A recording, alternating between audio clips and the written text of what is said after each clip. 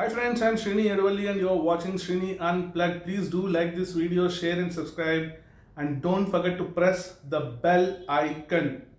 Friends, in yesterday's video we revisited G20. We tried to understand its history, evolution, the current phase and the future of the summit itself. So friends, in today's video I just wanted to talk in brief about why two leaders are not coming to this event. One is of course Vladimir Putin. That is quite understandable because he is deeply engrossed in a war with Ukraine, and that is keeping him occupied and not leaving him any time and space for events and summits like this. Having said that, it is believed that his deputy Sergei Lavrov, the finance minister of Russia, will come to India, and Russia will be represented by Lavrov. Friends, the other leader who is not coming to India is Xi Jinping. Xi uncle is not coming to India. Now, as far as reasons are concerned, Putin's reasons are very clear, but reasons are numerous, pretty numerous. All right. Now, I'll tell you the reasons and the numerous reasons why he is not coming to India. And friends, I'm going to talk only from an Indian perspective, right? With a little bit of dwelling into the Southeast region perspective as well, but mostly from an India perspective. Friends, so in 2017, Uncle Xi actually renames 3 to 4 locations of Arunachal Pradesh in Chinese language and in Tibetan language. Okay, because Uncle Xi believes that Arunachal Pradesh is South Tibet. So what he does, he renames 3 to 4 locations, 4 locations to be precise, in 2017. That happens. Then 3 to 4 years down the line, I think 2021 again, he renames 4 more locations of Arunachal Pradesh in Chinese and Tibetan language. Then what happens in 2023, he renames another 11 locations in Arunachal Pradesh to Chinese and Tibetan language. Then what happens is, recently he releases a standard map in which he lays claim to enter Arunachal Pradesh itself. Again, as I mentioned, a reason of the claim being that it is South Tibet. Not stopping at that, this is the India perspective. Not stopping at that, he claims that Aksai Chin Plateau belongs to him. He claims that Taiwan belongs to him. He claims that, just a minute friends, he claims that Paracel Islands belong to him. Okay, now the Paracel Islands are also claimed by Vietnam and Taiwan, right? Then he claims Scarborough Shoal, okay, and Scarborough Shoal is claimed by Philippines also, apart from China. Then he claims all of Spratly Islands, and Spratly Islands is basically claimed by 4 different nations apart from China. They are Vietnam, Philippines, Malaysia and Brunei. Okay, so these four countries are also claiming these Spratly Islands. Then, not stopping at that, the 9-dash line of South China Sea. Okay, he created a fictitious line called the 9-dash line, and he claims that the entire territory of that 9-dash line belongs to China. Now, not stopping at that, he has also gone to Japan. Okay, there is one place called Senkaku Islands in Japan. He claims Senkaku Islands as well. Fine. So these are all the things that Uncle Xi has done as a part of his misadventurous stuff, right? And we have discussed, why Uncle Xi is doing all these things. Okay, because the fundamental problem lies with this imperialistic mindset. Now, what is imperialism? It is a precursor to colonialism. So before you colonize somebody and something, it starts with imperialism, leads to colonialism, and then of course what happens, right? Post-colonialism, after colonialism done, what happens, because we have all seen that and experienced that in the past. Okay, so the problem lies with mindset. Now, then what happens? Interestingly, Uncle Xi's economic reform initiatives are not working. I'm not saying they are failing. There is a big difference between failing and not working. Okay, now if you look at Chinese economy, it is going down and down day in and day out. Uncle Xi is trying out very hard to pick it up with his stimulus packages, but somehow thing is that seems like those efforts of Uncle Xi are not yielding the desired results, and it's not performing the way Uncle Xi expected these reforms to perform.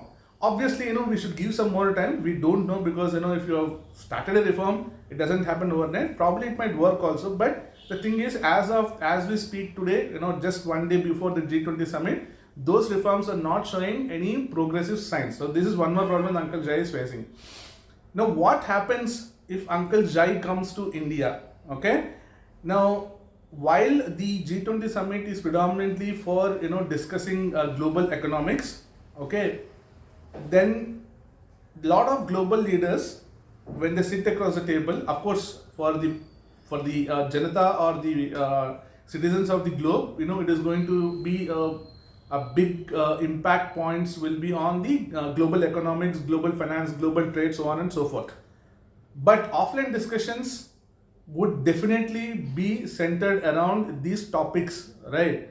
Now, Biden is there, Rishi Sunak is coming in, German Chancellor is going to be there, Italy, they're the only, developed nation which actually signed on the Belt and Road Initiative. They backed off.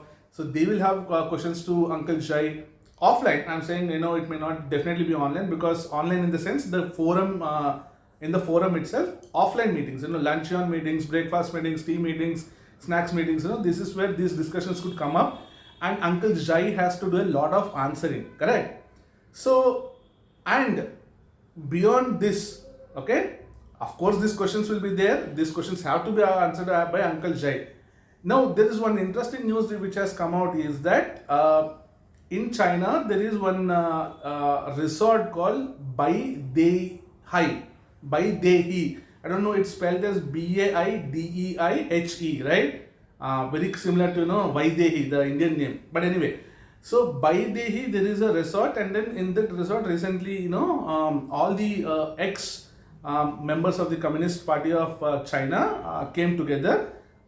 When I say ex people, I mean by ex leaders of China who led the CCP. Okay, these people were there, the old leaders, and then the current regime, along with Jai, also attended that meeting. The interesting news that is coming out of is that in this meeting, all the old people who basically ran China in the past, they wanted to know what Uncle Jai is doing, because as I mentioned, his financial stimulus and economic recovery packages are not working out, and these people wanted to know in which direction Uncle Jai is taking China to. So there is a lot of discussion, it seems, which happened over there, and turns out that after a lot of deliberations, he got a earful from the old leaders, right? Friends, I repeat, he got an earful from the old leaders, and mentioning that whatever he has done or whatever he is trying to do is not working out, and he should pull up his socks. Correct? This is what happens. Then after that he comes out, and then he is suggested by one of his ministry members that if this is the kind of criticism and this is the kind of feedback that we are getting from our own ex-presidents and our own ex-party members, the CCP members, then imagine what would happen if you go visit India in the G20 summit. There it is just not our party men. They will be, as I mentioned, the global leaders sitting over there, Biden, Rishi Sunak, Narendra Modi, the German Chancellor, Italy's President, Emmanuel Macron. Okay, all these people will be sitting there, and they are not our own people. They are not citizens of China also. They are global leaders, right? If they start asking these questions, it will be a big embarrassment for you. Okay, so I think he took that kind of suggestion very seriously, and decided that let's not visit this G20 summit. And that's the reason why he has decided to skip the meeting. Alright, and friends, so having said that, obviously the country has to be represented, because G20, China is a part of G20. So what is happening right now is Li Qiang, the premier in their language, or the prime minister, generally he is referred to as prime minister, he is going to come and represent China in the G20 summit, which is happening tomorrow and day after, right? So friends, this is the reason why Uncle Jai is not coming to India, and the only point that I am trying to make over here is, see, basically it's question of mindset, right? Imperialistic and colonial mindset. To colonial mindset in the sense to colonize somebody on something, right? Either physically or mentally. Physically, occupation of sovereign territories. Mentally is basically putting your ideas and thoughts into other people's head. Okay, that you are right, and the others might not be as right as you are. This mindset is drowning Uncle Jai and his China into China Chidi, the South China Sea. He is just little deep into the waters right now, but if he doesn't pull up his socks and let go of his, imperialistic ambitions, he'll be not only taking himself deep down the South China Sea, he will take entire China down to the ebb of the South China Sea, which is not going to be good for anybody. Friends, let's accept it. We don't want any country to go down. Okay, as a global village that we talk about, we want everybody to prosper, everybody to work together and prosper together. So that's what we expect as Indians. Vasudhaiva Kutumbakam. This is something which is fundamentally opposing to Xai's thought processes. That's what I feel, right? Because if he starts feeling that I am the king of the world, this is what happens. Okay. So friends, these are the reasons that I just spoke about why Uncle Jai is not coming to India.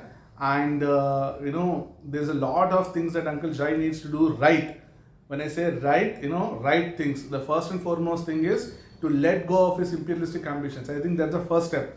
It's just a suggestion, by the way. Anyway, I'm too small a guy to give suggestions. But if you let go of imperialistic ambitions, I think that's a first beginning point, a great beginning point to have. Second thing, I have mentioned in my old video on Uncle Jai, and his misadventures, that the best thing to do right now is to make friends, not to break friends, because you need friends in times of trouble. You need friends in time of trouble to hold your hand, guide you in the right direction. Right now, looks like Uncle Jai has created more foes than friends, and that's the reason why his troubles stop to decrease. Okay. And they are just growing one step by step, and there seems to be no light at this point of time for Uncle Jai, specifically with the Baidehi meeting that I just mentioned about. Very interesting part. So if the senior leadership has given this kind of an earful to Uncle Jai, just imagine his mental state right now. Okay. So friends, that's all I wanted to share with you in this video. If you enjoyed this video, please do like, share and subscribe, and let me know your thoughts on my video. What do you guys think, so that we can make this as interactive as possible, and it will also help me to bring out more informative and valuable content to all of you. Friends, with that said, thank you very much. Jai Hind, Bharat Mata Ki Jai.